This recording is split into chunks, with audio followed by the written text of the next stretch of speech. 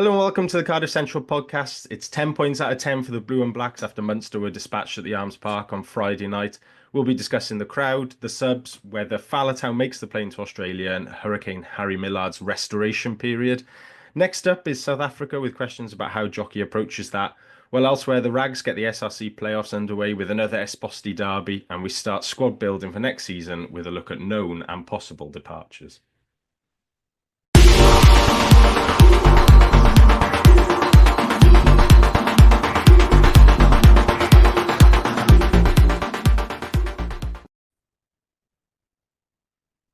On the panel this week, we've got Andrew Ford. Andrew, how are you?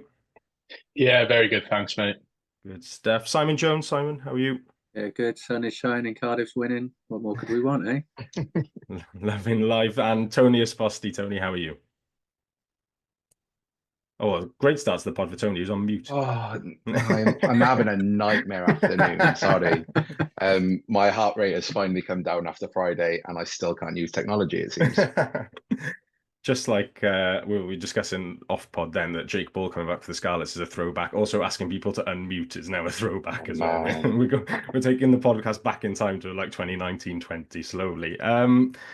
We'll start on Friday night then at the Arms Park. Cardiff beat Munster 26-21 in a game that there was a very tense first half. Cardiff turned the screw a little bit in the first part of the second half and then spent 15 minutes just about expertly managing the game to hold on and keep the Irish side at bay in a weekend where Welsh sides did prevail largely over Irish rugby. I'm not saying we're back or anything, but it was nice to have a little victory over them. There was a lot of three-word reactions. Winning does seem to enhance interaction on social media, so maybe we can continue to do that. But Simon said determination, discipline. Rob said much better discipline. Dave never gave up. Matthew said we fought till the end. Mark said that was brilliant. Ben said love this team. And Dav, one of the media lads at the club, said umline fucking Kaya Deed, which I think is... I don't know if he would tweet that from the official Cardiff Rugby Twitter necessarily, but it seems that's all right to reply to us. Andrew, coming to you first. Like, that was some night at the Arms Park, wasn't it? Yeah, it was unbelievable. I still like the next day and even Sunday, I was just on such a high from it. I couldn't quite believe that it happened. It wasn't Munster were missing a few players, but I thought we showed so much guts to get the win, especially as you mentioned at the end there. It was proper squeaky bum time. So I was kind of buzzing that we got the win right at the end. Simon, Jockey had asked before the game for the performance of the season. We got pretty close to that, I think. Can't think of many better this year. No, certainly, from the point at which they scored, which was about the 48th minute, 50th minute. It was around that point, and your heart started to sink a little bit because we were in the game.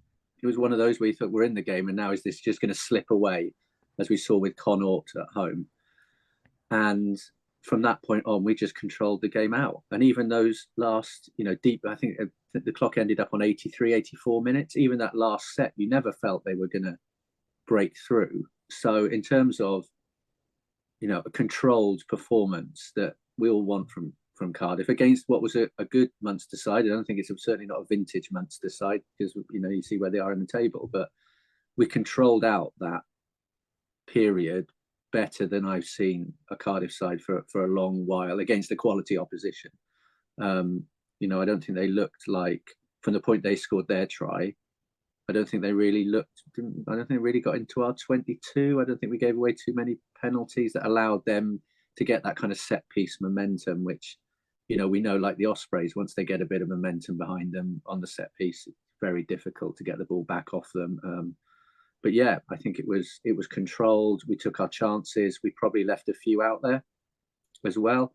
It would have been nice to deny them a losing bonus point. I think that would have just made it a little bit, for our own qualification purposes, it puts them a little bit further back. But I don't think you could really ask for much more. I think what was kind of impressive as well, as the replacements came on, our scrum started to win penalties, which was a weakness in the first half, and that was the worry. They'd get a scrum in their 22, they'd push us back, win a penalty, and then release. And I think, the pressure's released. And I think that's been a bit of a problem this season. But we start to get the upper hand in that. My friend always talks about, painting the picture for the referee at scrum, and we were dominant. So even if they weren't penalties, the referee was kind of like going, well, I'm assuming that this is the way it's going. It's always a bit of a lottery. But yeah, like Andrew said, just at the end, just the outpouring at the end, like Gabe Hamer-Webb. I know we talk about him a lot on the pod, but it was jumping up and down along that end of the terrace. You could see how much it meant to them. It's been a difficult few weeks, but to back up, 5 points against the Ospreys with 5 points against Munster, you couldn't hope for more. Just really well controlled. I'm so pleased it was Sheedy that got the turnover right at the very end as well, after the inevitable missed kicks as well throughout the game. For him to be the one to get his hands in, scoop that ball out, and win it to lash it off the field, like it was just superb. Yeah, I think he's. I think we said it a couple of times now. In terms of the way he's running the game in the last 3, 4, 5 games, it's shown why we brought him in.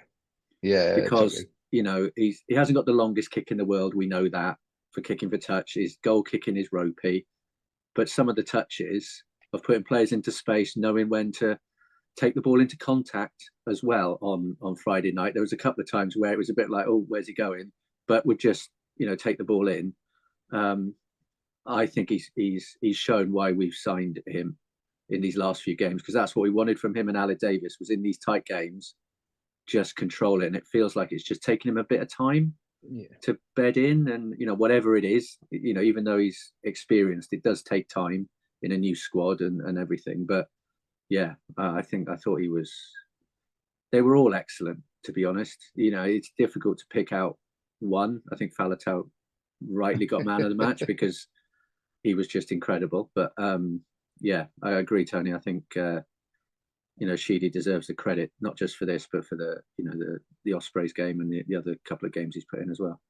Some of his touches this season have been superb, like you were saying. I feel like I have this conversation every week on the terrace when we're there. We don't win half the games we have this year if Sheedy's not at 10. Some of his little passes, and it just feels like it frees Ben up, like we were talking about the last time I was on the pod, to be a more complete 12. He has the ability to take the ball to the line when he has to. He doesn't have to force it all the time. So yeah, you're right. He's become the player we were hoping. Just needs to tidy up the kicking a little bit, and then my heart rate might not be 150 at about 60 minutes of a game. Andrew, it feels like a bit of a cliche to keep saying in games that we've won that, we'd have lost that last season. But like looking at the last 2 games, the Ospreys and Munster, maybe even like the first part of this season, like we'd have definitely of those games, wouldn't we? The discipline and the game management has taken a huge step forward. I think Simon mentioned earlier that we didn't let them into our 22. I think where Sheedy turns that ball over at the end was the furthest up the pitch they got from the moment that we scored our last points in sort of 66 minutes or so. Like, that's a massive improvement, isn't it? Oh yeah, 100%. We were saying the same last season when we're getting those losing bonus points. We were saying season before we'd have been smashed out of the park. So it's definitely a cliche going on, but like it's the right way around there that we're saying we're winning these games this season. And yeah, 100%. It was a proper performance that I think last season or season before as well, we'd have just crumbled in the last 20 minutes. But yeah, we were proper up front against them. And I mentioned this to you on the night as well, that at the breakdown, they were so solid and so hard to kind of compete with, especially when they had the ball. Like our USP is always like jack or threats, and obviously we got a few turnovers, and Sheedy's was a particular highlight, but it was so hard to live with them. So it was so impressive that we kind of fronted up in defence, and that's something that's really been missing the last few seasons. I think our pack just proper put in a great performance. I think as well, Andrew, we didn't, from the early point, we didn't chase those turnovers either. There's that beautiful Thomas Young one, which I'm not sure is entirely legal, whether he released, but it was such a clean turnover. But, there's been points of the season where we've said we haven't played the referee well. the Connaught game away, where we kept competing at breakdown. We weren't going to get turnover penalties.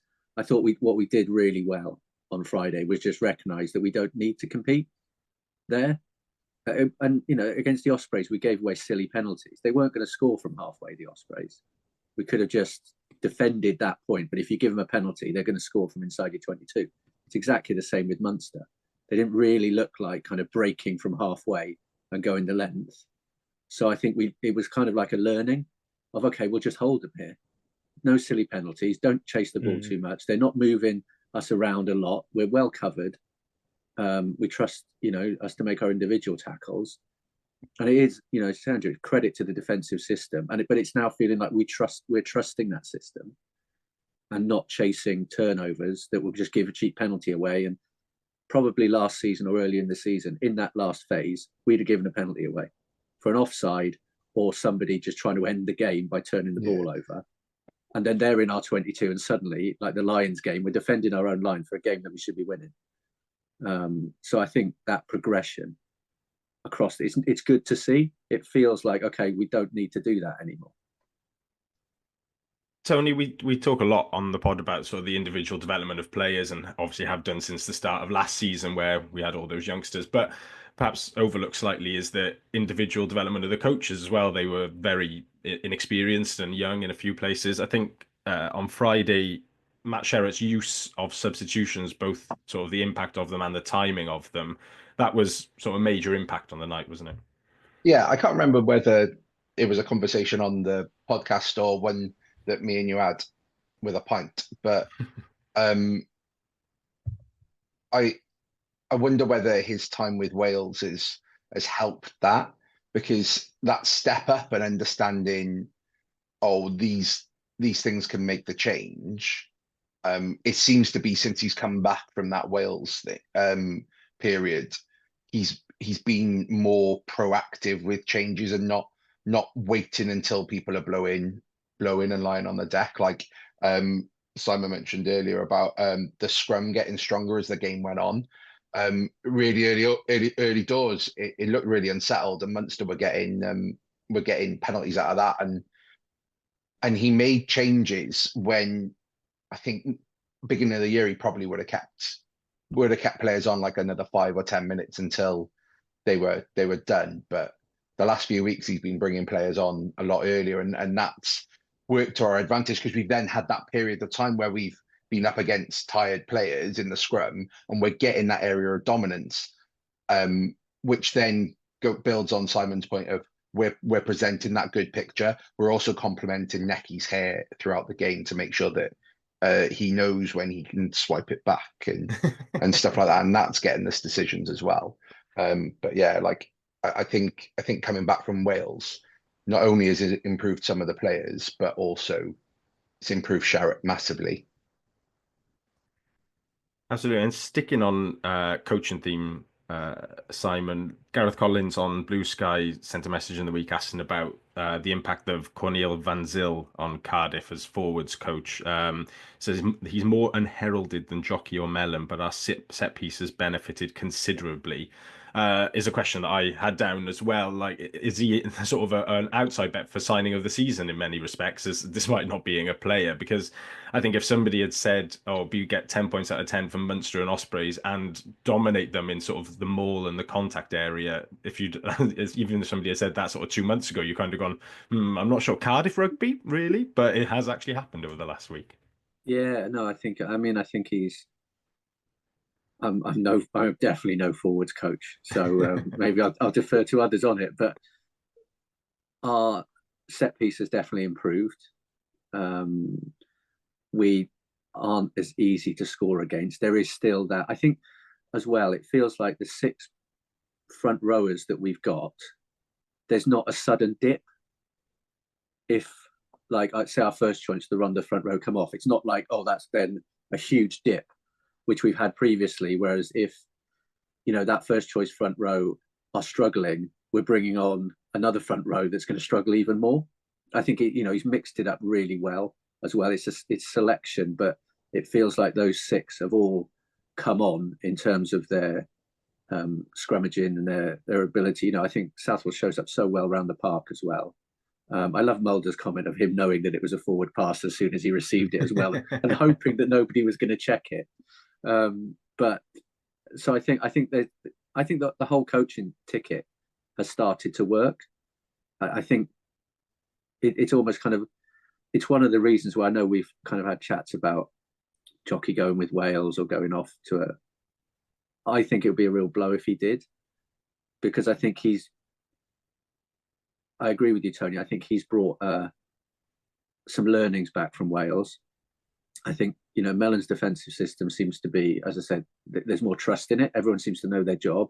Van Ziel has definitely got the pack more cohesive, more coherent, but that isn't at the expense of being more expansive when it needs to be. It was obvious that we were, against both the Ospreys and Munster, trying to get to edges, trying to move their forwards around, because we believe we have the fitness and the agility within our forwards to cope with that type of game. So it's not kind of like we've compromised at all. I think if Jockey left, you're kind of rebuilding and starting again, even though, it could be a promotion from within. I think they all seem to work together really well. And I think that will be my major worry is, best of luck to Jockey. If he's offered something, wouldn't hold it against him at all, deserves it. But it feels like there's a good blend in that coaching setup. Everyone knows what, and it's just starting in the last few weeks to pay dividends against sides that just beat us up. That, they physically, how many times have we just gone, we should beat this Ospreys team, and we just get arm wrestled out of it and, draw or lose. And you just kind of like, well, that was just the fight's there. So I think, yeah, definitely Van Ziel deserves credit for what he's done. But I think as a team, they've set the foundations, and I think they need now to go on for another season to actually deliver on it. South Africa is going to be really interesting. That's the test, isn't it? To go out there, because we're going to have two physical games to finish the season with, and that'll be a real litmus test for how far we've come, I think. I liked Jockey comparing himself to Dave Bassett, England manager, when he went down on the touchline at the end and the cameras following him and his celebration onto the pitch. It didn't strike me as the celebration of somebody who is leaving imminently, and I certainly hope that if we get into the top 8, obviously that what comes with that is a Champions Cup qualification, and although we had that last year, him having earned that himself, he might want to stick around to have a proper dig at that with his own squad then as well. It would be another year, another coach getting to the end of like a 2-year period, leaving as well. So I think Young was 2 or 3 years. Mulvihill was 2 or 3 years, but was through COVID. Wilson left just as he got a squad together that he was happy with. It just seems like it's another. If he was to leave, it would be another unfulfilled potential and journey, like an unfinished journey of a head coach. Yeah, another what if to add to the many piles we have at Cardiff Rugby at the moment. Andrew, moving on to player-wise, Charlie on Twitter asked, after recent performances, is Millard's future at 13? Which is a weird question, because obviously he came through at 13, so his future at one point was 13. I think it was February 2021, we lost 32-17 at Connacht, his last start at 13 before starting there against Benetton a couple of weeks ago. I was certainly at the time hopeful that we'd never see him play at 13 again after those couple of performances. He's gone on to the wing, but slotted back in there, and he was very good there on Friday night. Defense and a couple of nice defensive reads. Is he a genuine 13 option now for Cardiff going forward? Yeah, I think so going forward. We're really lacking depth there, and it's obviously a question what's going to happen with Ray next year. If he stays on, that's brilliant, but we can't keep relying on him at 13. But yeah, I thought Millard was really good on Friday. I thought in the first half there were elements of his defence that was he was defending like a winger, but he very much improved in the second half. And yeah, some of the reads he was making were perfect. I think stuff like that try he scored against that try he scored in the first half, or on the back of the Fallet break, like he's genuinely trying to run kind of the winger line because he's in midfield, it means he's in the perfect place for that. So you get the double whammy there of you've got a winger's mind playing at 13 when it comes to attack, and it's particularly a good threat if we're going forward to South Africa. Him starting at 13 could be a good shout, but obviously it's a case of what's the weather going to be like down there.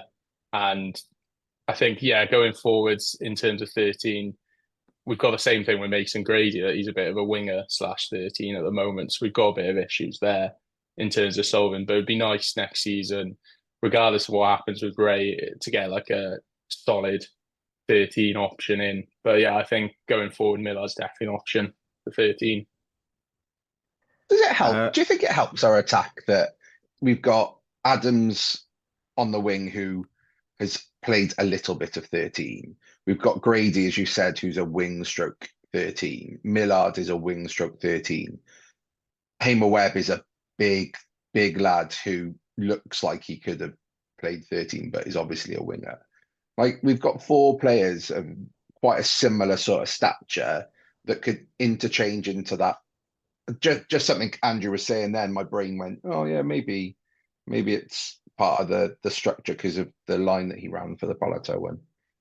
I think at 13, I think next season's a big season for Mason in terms of, if he's going to be a 13 at international level as well, he's got to be playing that position because, it's your spot blitzing, your defensive captain. Ray's been there for so long, and we've seen him do it so many times where he's either turning the ball over or spot blitzing or leading the defensive line. You can't. I don't think you can play wing for your club and then come in and play 13 for your country, if that makes sense. Or you can probably do it the other way round because there's probably less to learn. So I think if his future is in that centre spot, he needs to have that next season. He needs to be like, you are coming in as our 13. I think I read somewhere, I don't know whether it was the Daily Mail article, that we've already missed out on a 13 that we had our sights set on. I don't know who that was, but obviously they would look for somebody in that position. I mean, Millar's the top try scorer in the league, isn't he, with the Glasgow hooker, which is incredible considering he didn't have a contract at the start of the season.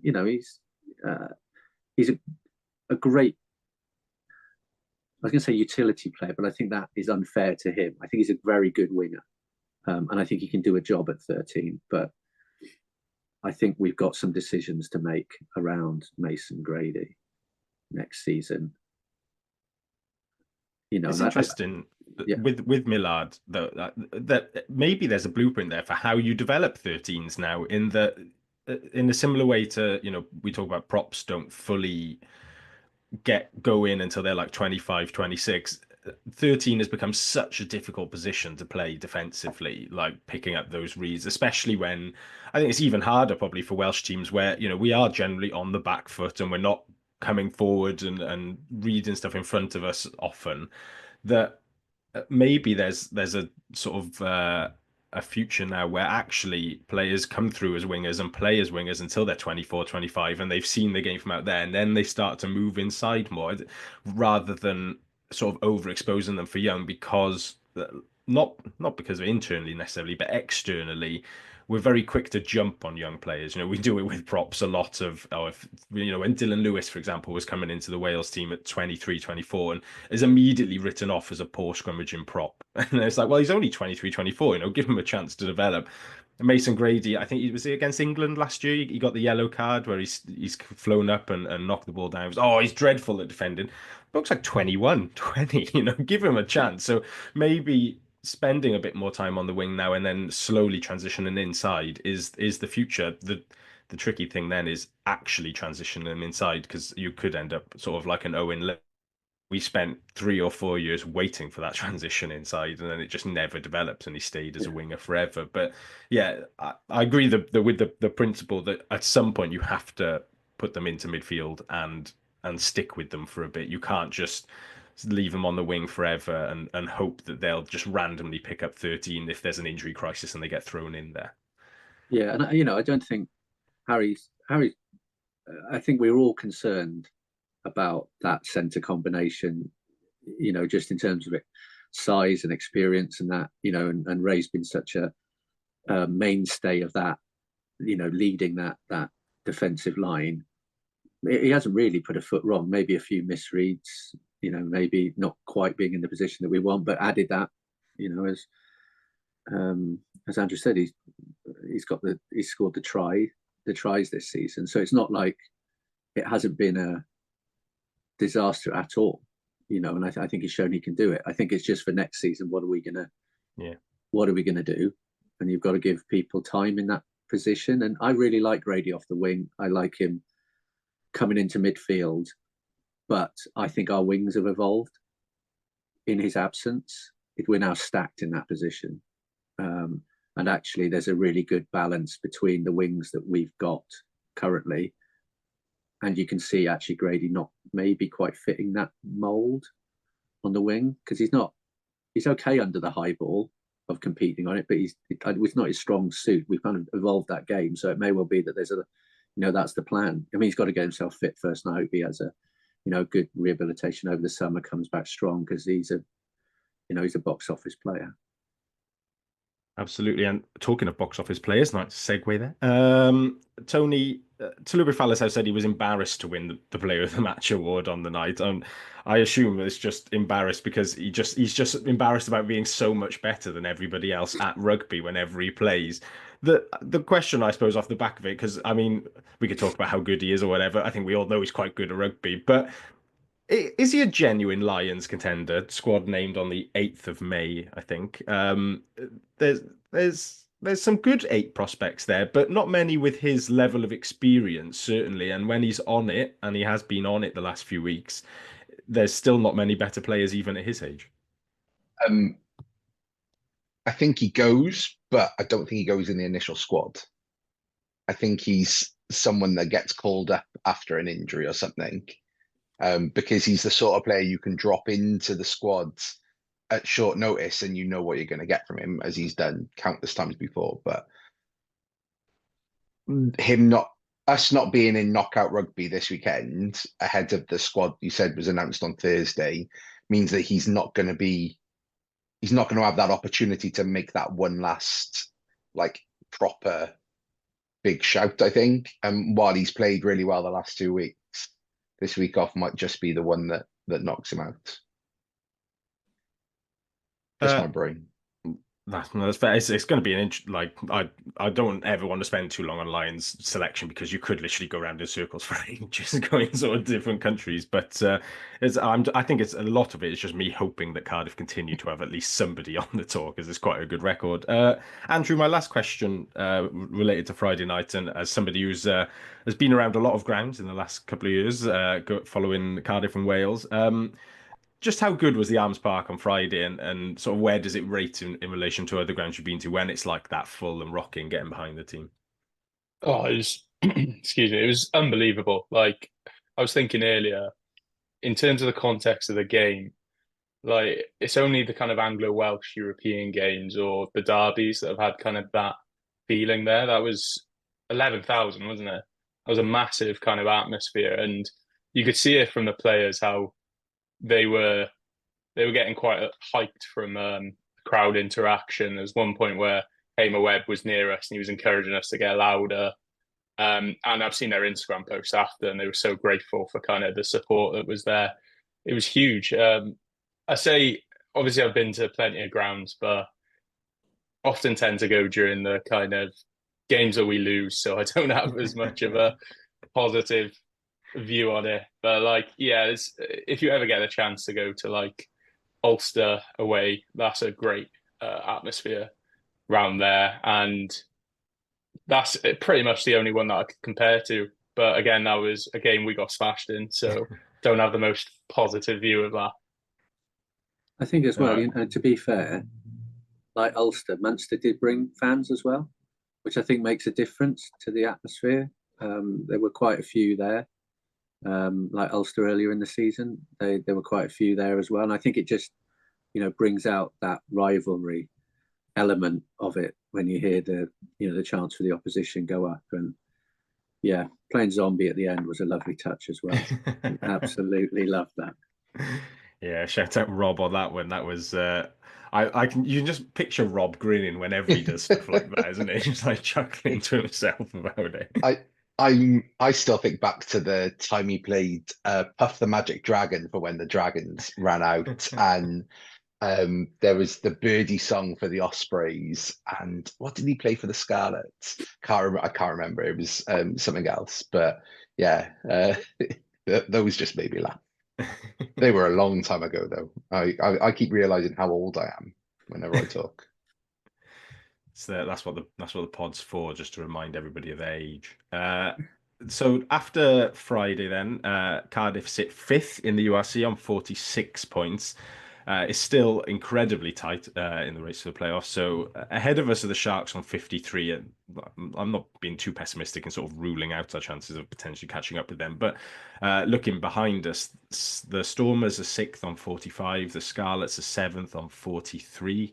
Benetton are eighth on 41, as a Munster ninth also on 41, and then Edinburgh 10th on 39, and Ospreys and Ulster 11th and 12th both on 38. So in terms of sort of different results that could go either way over the next few weeks, I can't be bothered to look at it, to be honest. There's so many teams playing each other. I cannot figure out what we do or don't need. Cardiff's have a week off this weekend, as we mentioned. It's European semi-final action, and then it's a trip to South Africa the following week. So we played the Bulls, who are third on the first weekend, and then the Stormers, who are sixth on the second weekend. Obviously, in terms of keeping it in our hands, a win would be great, but I think the minimum we're probably looking for is 2 points from those two games, and then hoping that results should go our way elsewhere. Simon, when looking ahead to that South Africa tour, it's quite a difficult question to answer, really. But how do we approach it? Do we go balls to the wall, full out, try and win both games, or do we try and sort of target one or the other, or do we just say, "Look, it's been a great season so far. Let's send some kids out and see how it goes"? Yeah, well, I mean, what do we know? Last time we said go all out for it, and we ended up with all the changes from the Benetton game, but almost won it. I think I know we were kind of on the WhatsApp group trying to work out connotations for what's needed where. I think Munster have got Ulster at home and Benetton at home. It feels like Munster could finish off both of those teams' chances. Really, I think the Ulster's after Benetton. I can't remember, but you're right, Dan. You can't work it out. There's too much going on. There's too many moving parts, and all the all the Welsh sides are in South Africa as well. So, my view would be you've got this far. To be fifth is incredible. It is just everything the club's gone through this season. The financial, not only our own financial situation, but the general kind of financial situation of Welsh rugby.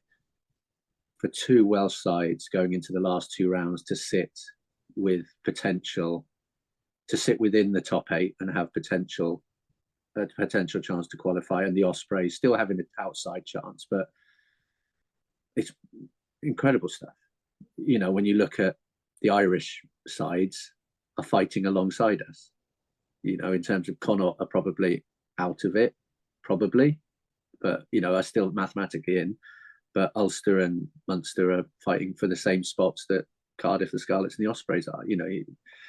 It's credit to our professional setup that we're in this position. So I would go for it. I think you've got to go for it. I think, can't remember who we're playing first. Bulls away at altitude. And Bulls is at altitude. We've got a week off. That's going to be an incredibly hard game. I can't see how we get anything from the Bulls away. But then, you come back down. I think you've got to go for it. We showed out in Leinster where we don't get anything ever out in Leinster. We got a bonus point for a try scored. Yeah, we got well beaten, but at the end of the day, turn around and go, they're top of the league. We're at their place. We got a point. So I think you've just got to go out to try to score tries. So yeah, I think you go for it. I think it will be really nice if this is Talupe's, kind of final song with the side, to have him out in South Africa for periods for both games. whether you manage that differently in terms of how much time he plays, and maybe Big Al against the Bulls and then Talupe against the Sharks. But it just showed on Friday how important he is to the team.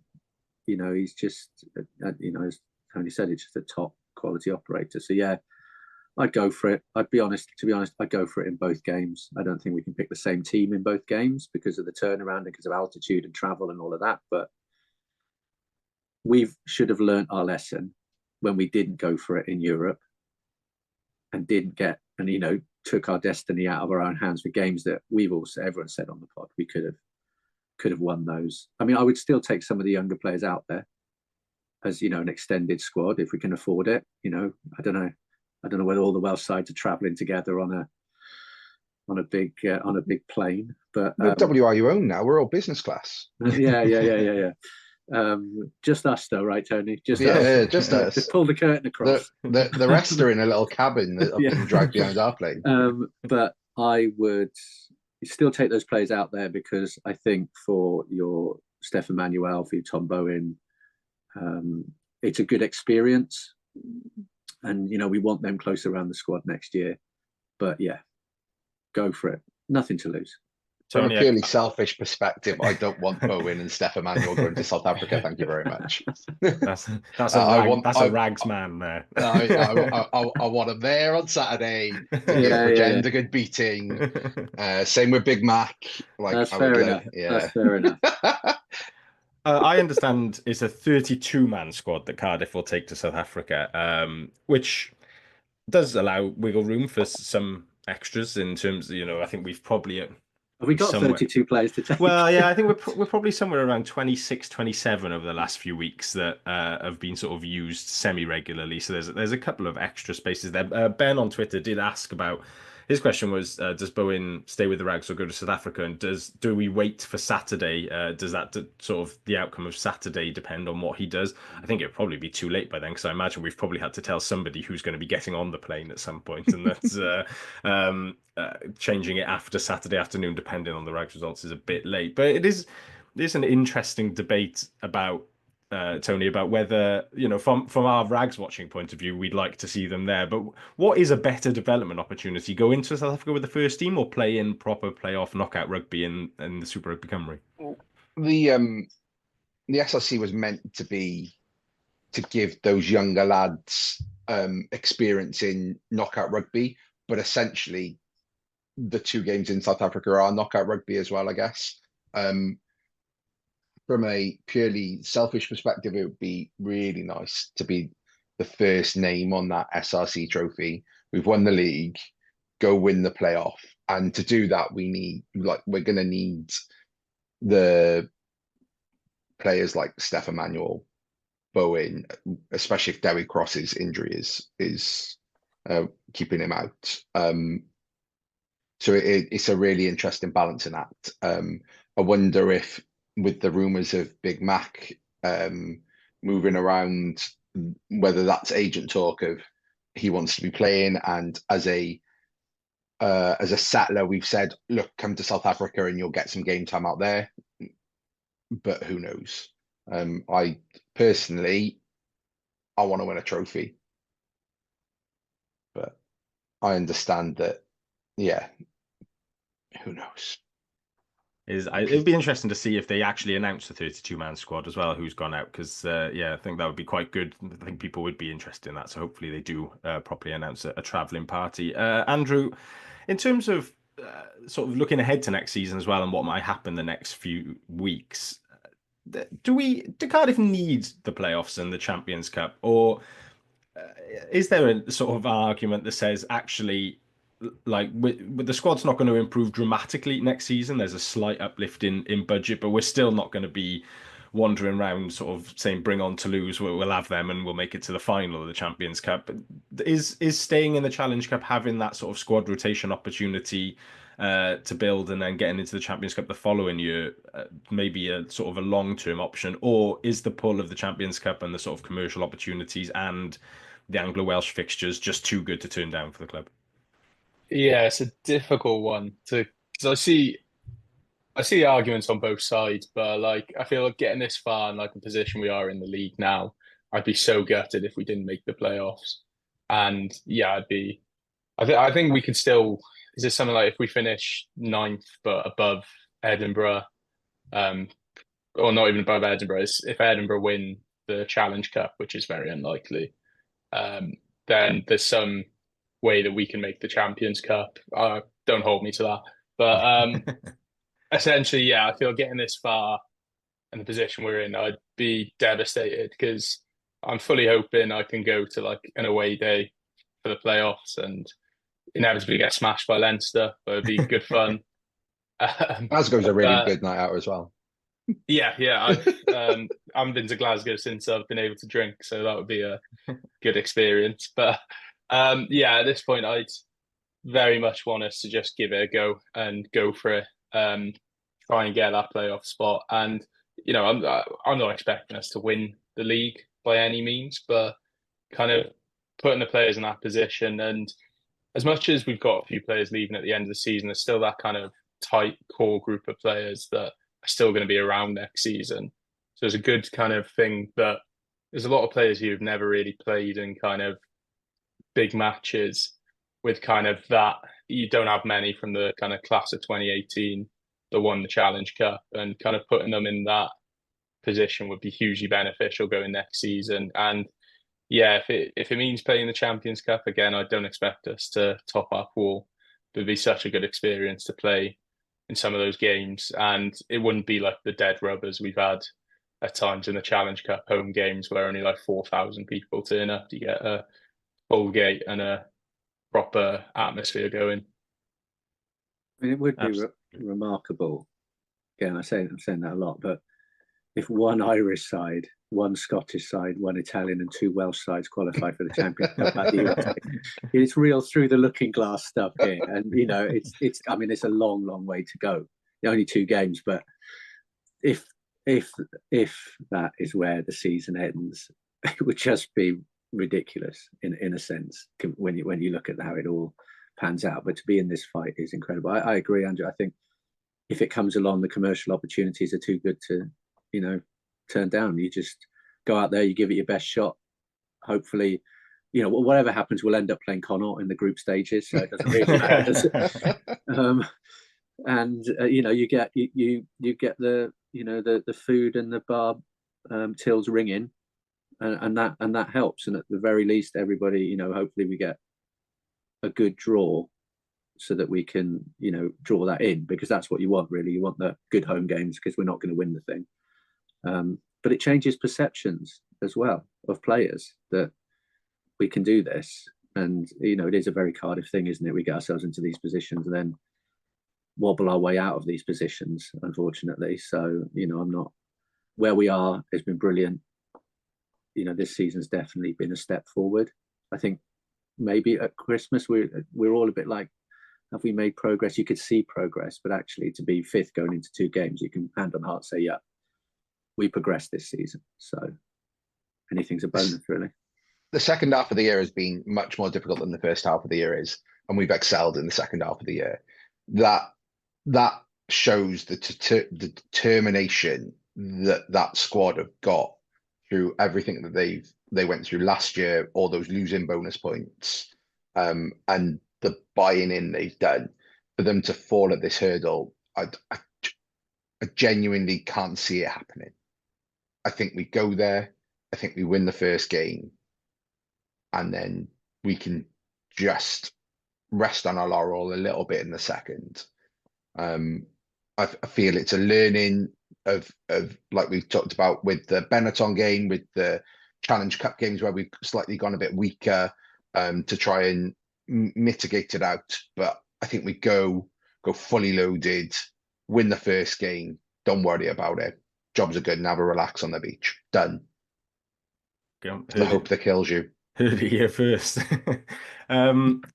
We'll park that there for a second. The only thing I would say is that you will know who Cardiff have got away in the playoffs if we do make it by how many YouTube videos the Andrew Ford YouTube channel is putting out. Because if it is Bulls away, there's gonna be 10 videos a day to hike up the advertising avenue so you can get to South Africa for that weekend.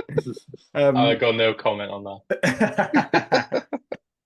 that. well, that's it for the first team on-field action for this week. Just a quick stop with the Rags. We've mentioned it a bit, but obviously the Super Rugby Cymru playoffs start this weekend. The Rags are playing Bridgend Saturday afternoon, 2:30 at the Arms Park. It's an all-pay fixture, so if you're a season ticket holder, there is a bit of a discount there until I think the early birds until Thursday evening now.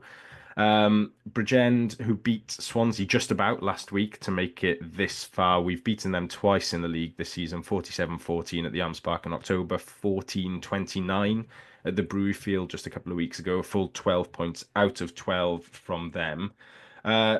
Tony, They have shown a lot of grit. So Bridgend have shown a lot of grit in the last 2 weeks to get through Llandovery, who have looked exceptional the last period of the league. And then I thought they'd thrown the game against Swansea away. So to come back and win it as they did it was such a surprising result.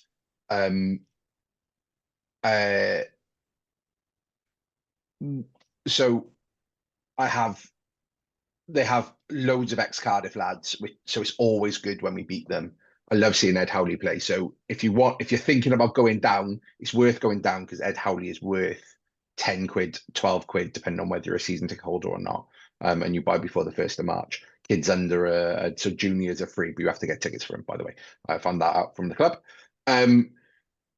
It comes back to the point we were talking about earlier about what sort of side the Cardiff put out. I really want to see Steph Emmanuel, Tom Bowen, Matty Young, and Big Mac get game time because they deserve it. They've played so well throughout this season for the Rags. It's now a time to get them over the line.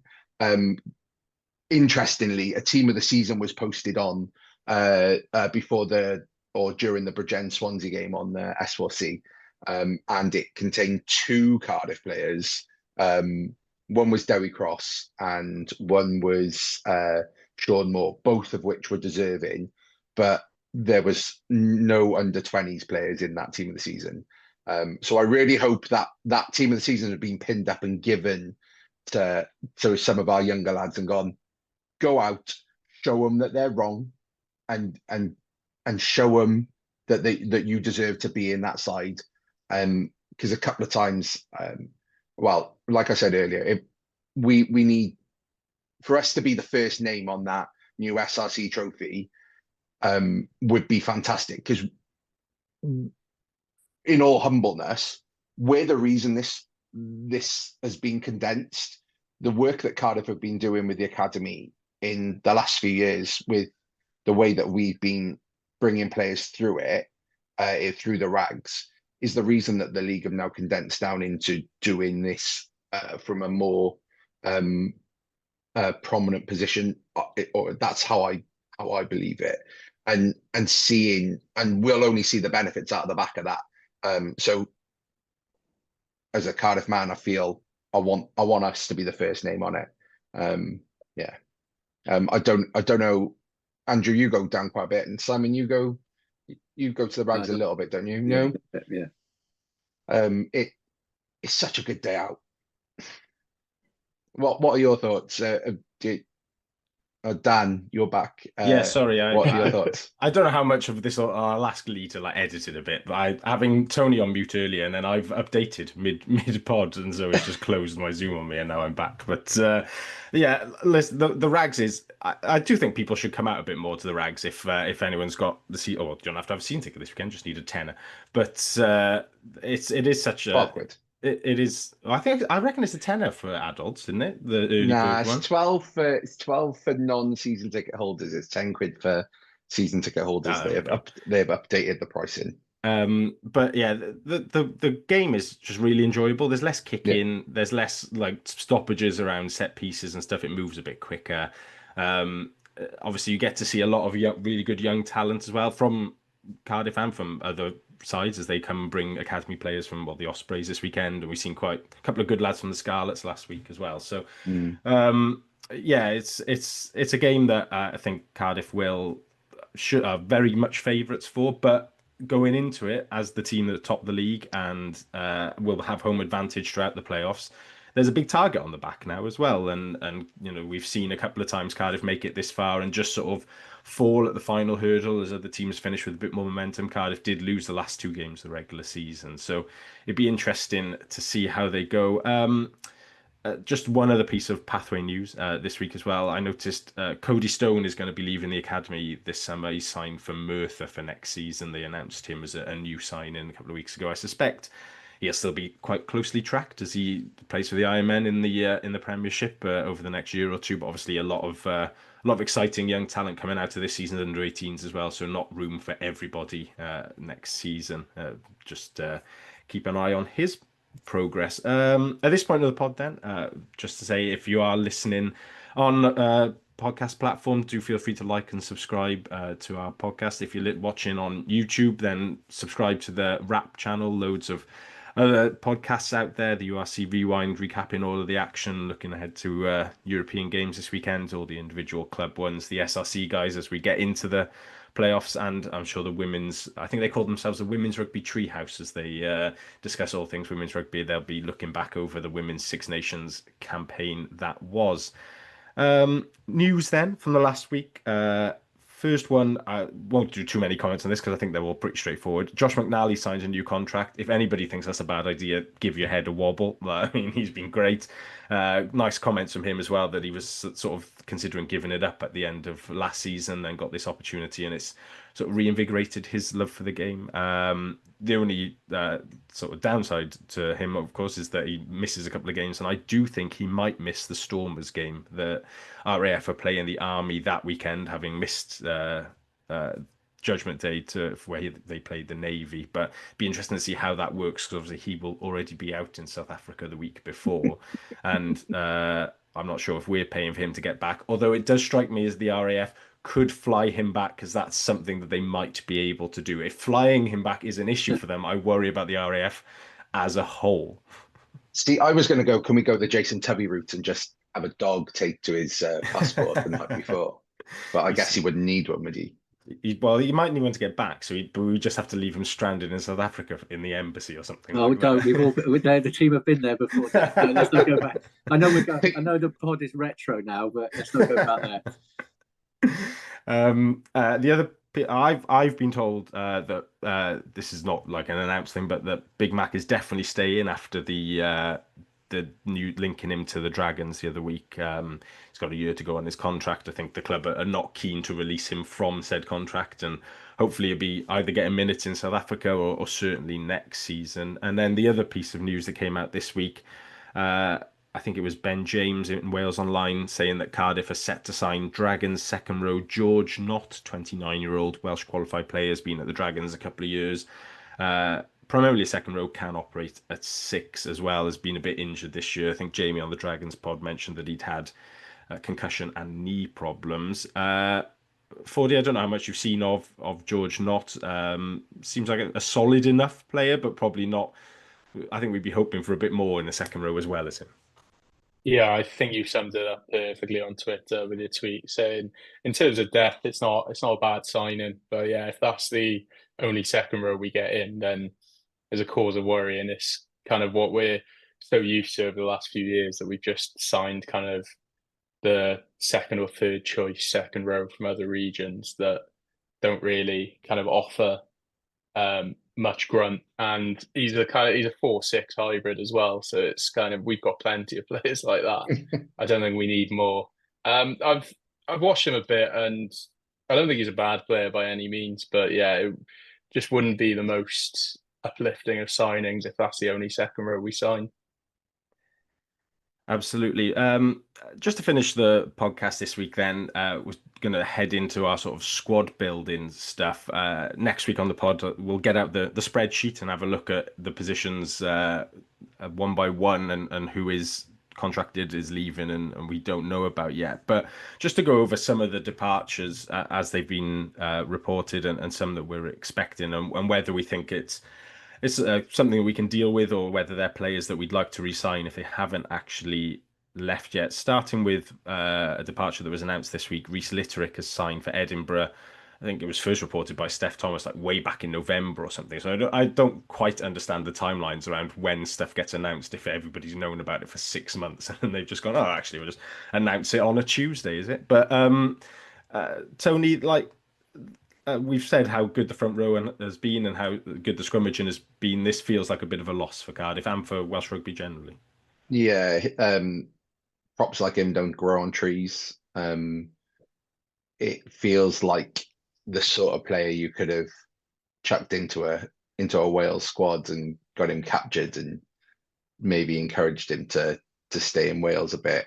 But it definitely feels, but that would be purely from a Cardiff selfishness point of view again, which I do a lot, to be honest. Yeah, like he's been superb. Definitely one of our more prominent signings in the front row recently, especially with Ed Byrne being injured lately. They are the same position, aren't they? No, opposite sides. No, opposite sides. There's Will Davis King, who's they're all just big lads to me.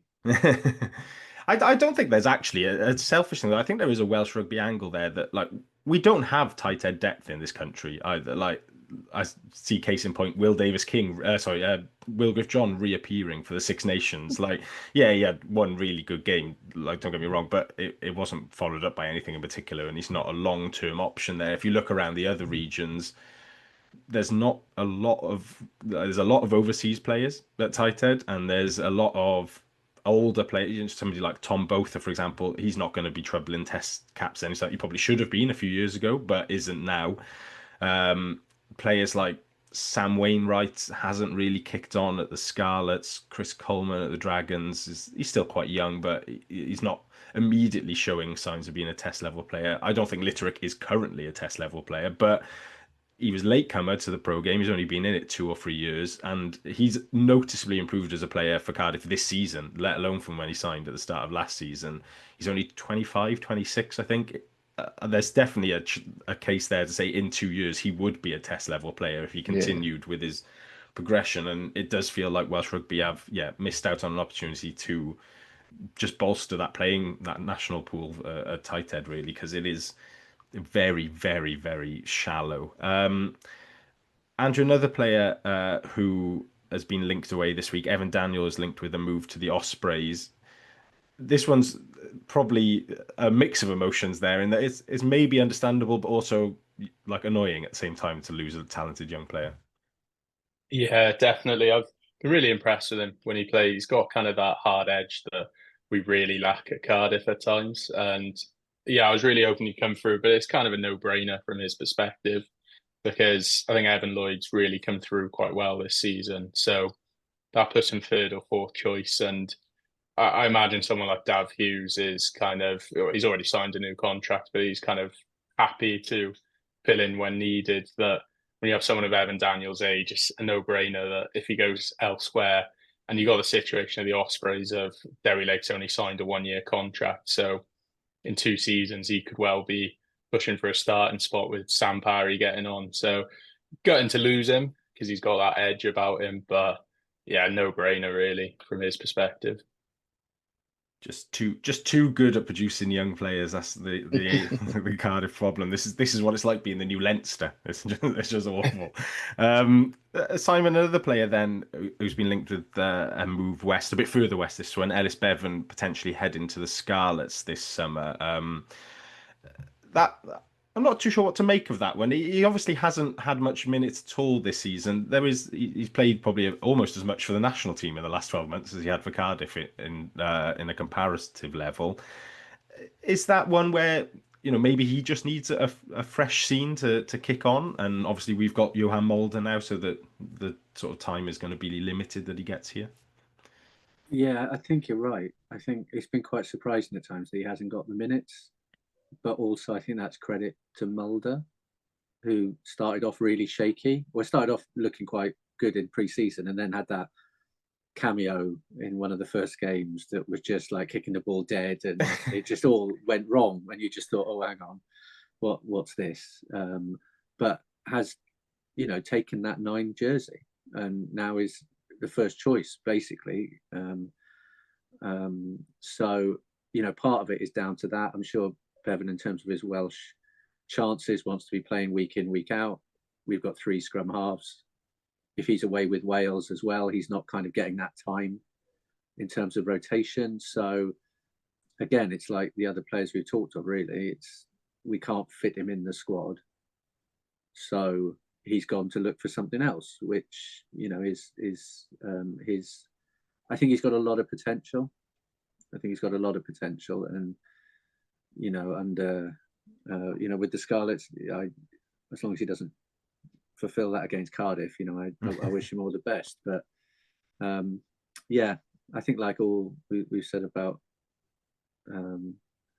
all 3, really, it's one of those where you kind of go, oh, if we could have kept him, it would have been useful, but he would probably stagnate a bit. So it's probably the right time for Welsh rugby for him to go and, whether Gareth Davis has got another year in him, has he? I don't know what the contract situation is down there. But again, it's one of those where I think they've only got a young scrum half behind him or something like that. They've got a few youngsters, so he'd be going down there expecting to play as well. Yeah, Gareth Davis will be 35 at the start of next season.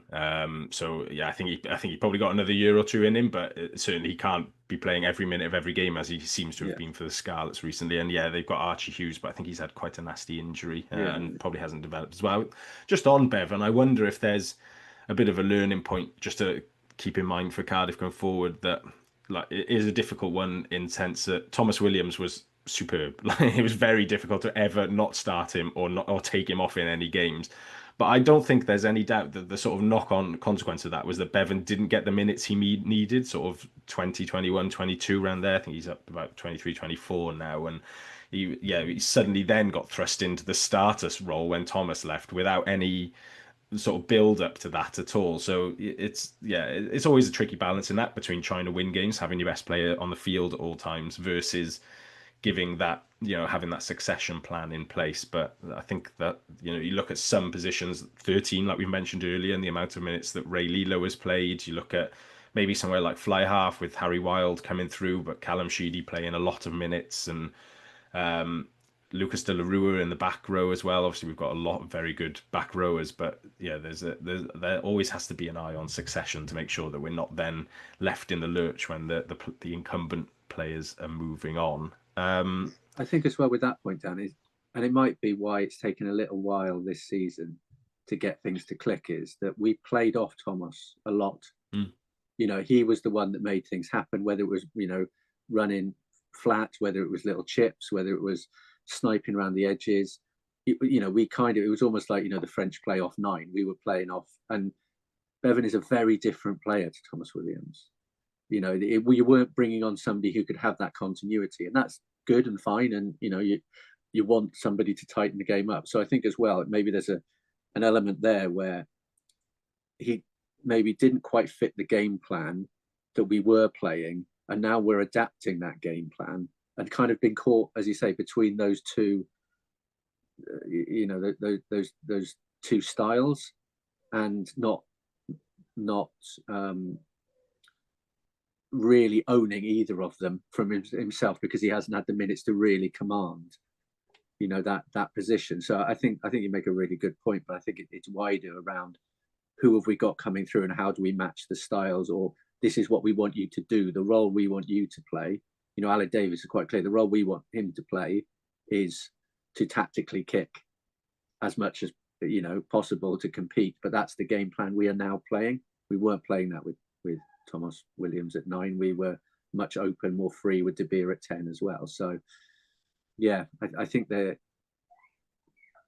Cardiff need to think a bit more strategically, I think, about some of those players and where we want them to be, and what Jockey said early on, he knows what a Cardiff player looks like, and that's really promising, and that's why we need to keep him, because another coach will come in and have a different view of what a Cardiff player would look like.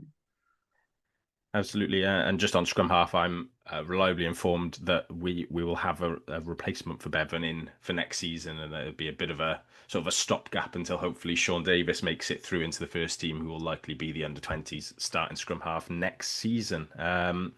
So I put together a little list and sent it onto our group. We've mentioned Litterick, and then there's obviously Thomas Young, who are definitely departing. Then we've mentioned Evan Daniel and Ellis Bevan. Alongside then there's Seb Davis, Talupi Faletau, and Tina Stabia, who we're expecting to depart at some point in the next few weeks to get those announcements. And then there's a couple of possible departures, players who are either out of contract or have been rumoured elsewhere, but not strongly.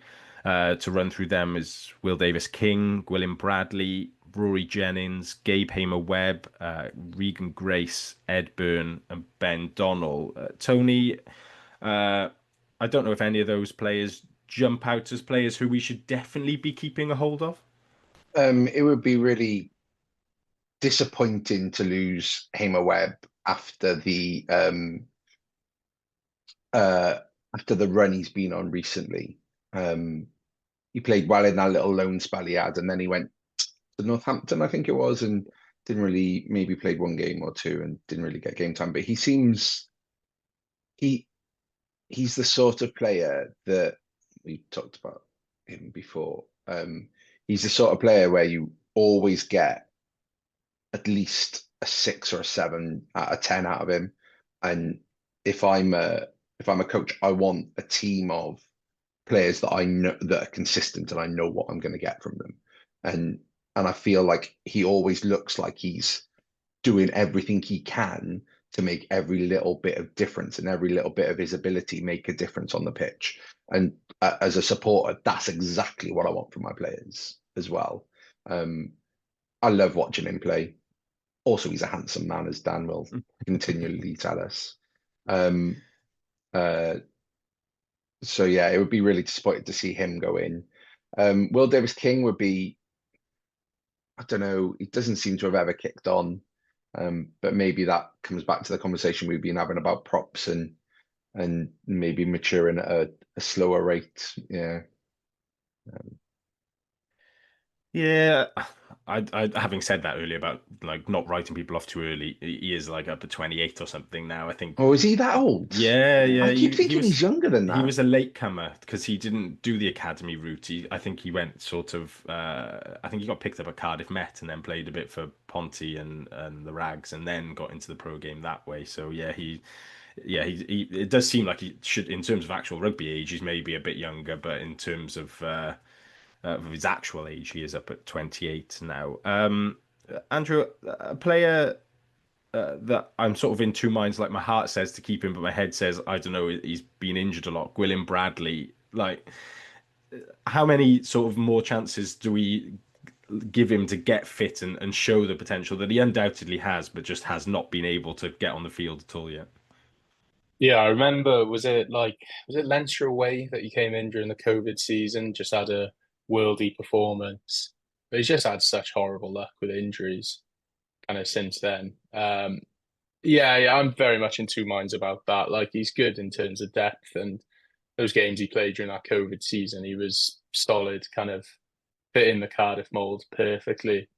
But yeah, with the injuries, it's just a case of I don't know how long he can go on for, and kind of hoping that something will come about. Cause I'm not sure how old he is now, but again, it's a sort of thing. Yeah, I wouldn't be too disappointed if he left. Wouldn't mind if he put a glowing review in for his younger brother to possibly come over to Cardiff, though. Yeah, he'd be 25 at the start of next season, Wow. Gwilym Bradley. So yeah, he's getting to the definitely at the make or break point now of whether he continue. Simon, a couple of players on that list, non-Welsh qualified. Rory Jennings, who's been linked with Worcester. Ben Donnell as well, who I believe is out of contract. Like, how much do we balance keeping hold of players who have been good for the squad versus the need to sort of properly target where we're getting these non-Welsh qualified players in certain positions? Yeah, I mean, I think Jennings would be the one that, again, never really done anything wrong. you know, has come in certain game, came on late against the Ospreys, didn't he? Kind of steady things a bit as well. But I think we've talked about it before. It's that non-qualified place. You know, do we need that with Stefan Manuel coming through at 12? We could probably do with it somewhere else. You know, we are short. It feels a bit light in the centres anyway. So yeah, Donnell, I would keep. I think his versatility. He's one of those second row back rows that when he's in the second row, you always think, oh, we're going to be hammered at the scrum or at the line out, but actually he seems to, you know, not be found out in that second row position, which isn't the same for every kind of 6-4 combination or 6-5 combination that I think he gives them ability. He's a good blind side of doing the hard work, not the flashy work, and I think that is important. And if we want to play a more if we want to run a pack around as well, having him in the second row, and if he can hold up the scrum as he started against the Ospreys, didn't he, in that second row? You know, the scrum wasn't a problem, the line-out wasn't a problem, and he's more mobile. So against bigger locks, you know, you're kind of moving him around. So I'd look to keep him. I think he's a good option. We're light in the second row a bit anyway. I don't know what's happening with Thornton. Is his contract up? Yes, I think it is, but I think he signed on for another year. Okay. Just not announced yet. But yeah, expect him to be there next year. But I think if you keep Donnell, I think Bradley would want to go. You know, if you're 25 and you've got those players in front of you, Basham, Al Lawrence, Mackenzie Martin, Botham, Donnell, you know, you're going to get some game time, but probably not enough to kick on. So you would kind of not blame him again to go, actually, I'm 25, I need to find a new challenge. It's just getting a bit stale here. So yeah, but I agree with Gabe. I think it feels like he was a bit in the wilderness, and it feels like we've given him a chance, and it's reignited something in him, and you know, for him. And I think it would be a shame if he then went, because I think I would be surprised if we're not offering him something, put it that way. But I guess it'll be whether the money's better elsewhere or what else is on the table. But it's also that, you know, that Welsh cap thing.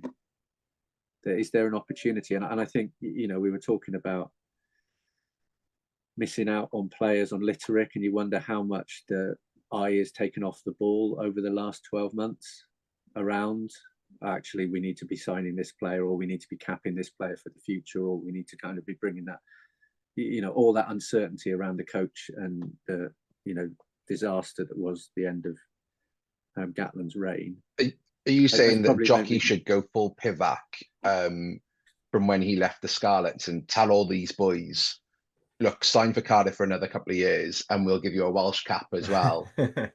So Hamer Webb and everyone else can, just go full, get Jockey to go full Pivac. Yeah. Well, you know, we're all one union. So yeah, but I think, you know, I that is something that will be in his thoughts process. You know, if he wants to play, you know, if he goes to, I think Leicester have been heavily linked on with him. That's been popping up on my feeds over the weekend suddenly. You know, will he won't have a look in for Wales if he's there. But I think his game's improved again. Second half of the season, he's really come on as well, and I think can learn a lot from Josh Adams as well. We didn't really talk about it, but it was a shame that Josh didn't get a try on Friday night, 2 interceptions, and I think one of them he didn't realise a player was chasing him. But you know, it feels like there's a good structure within the club that players can learn, and I think that's what we want to be promoting as well. You come here and you leave a better player,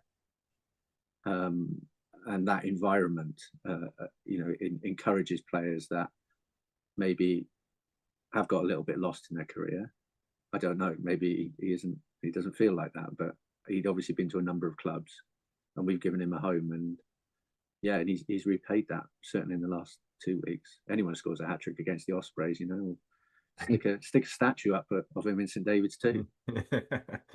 That link to the Leicester was from Neil Fissler and Rugby Pass, and it just stank of agent plant to me. Like it was, he might go to Leicester unless you offer him a bit more money, and that's what it struck as. I mean, Leicester are flying at the moment. They've got some very good wing options there. I'm not sure Gabe walks into that team, despite his recent form and stuff. So yeah, that would be an odd move to my mind, but hopefully he does hang around. Sticking with the wing just for one last one then, Tony. It might be difficult to answer this really because we just haven't seen hardly anything of him. But Regan Grace has come in on a short term from Bath. I think he started twice. He had a bit of a stinker. Was it Connacht? Was it Connacht or Benetton? I can't remember. He got run around the outside of a couple of times.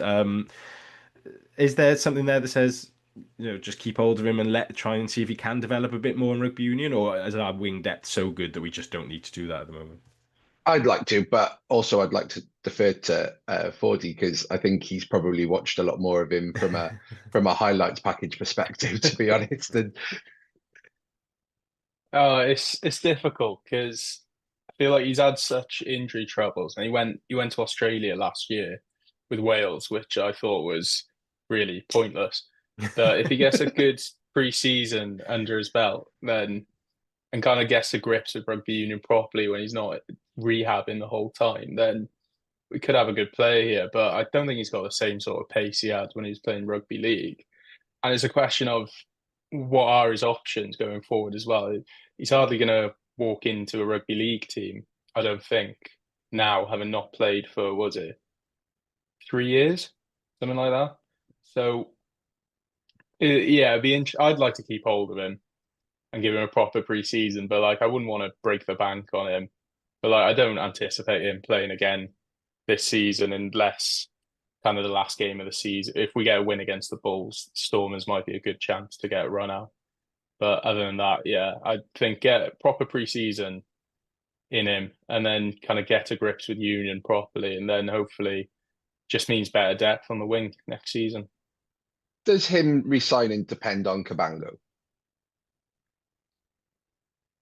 That's a good question. Yeah, Theo is. I think he is out of contract this summer as well. He's obviously had another setback to his. I reckon if it was a head-to-head, though, the club would probably side with Cabango just on he's an academy graduate and a bit younger and does know how to play rugby union properly. Sort of level as well. But yeah, it would be interesting to see. I guess the wing question is a little bit linked to the centre question then as well, about where we see Millard, and a little bit linked to the fullback question to a degree as well. If we're seeing Beetham a bit more as a utility player, is somebody like Adams or Hamer Webb, who's played a bit of fullback before, going to be covering there a bit more as well?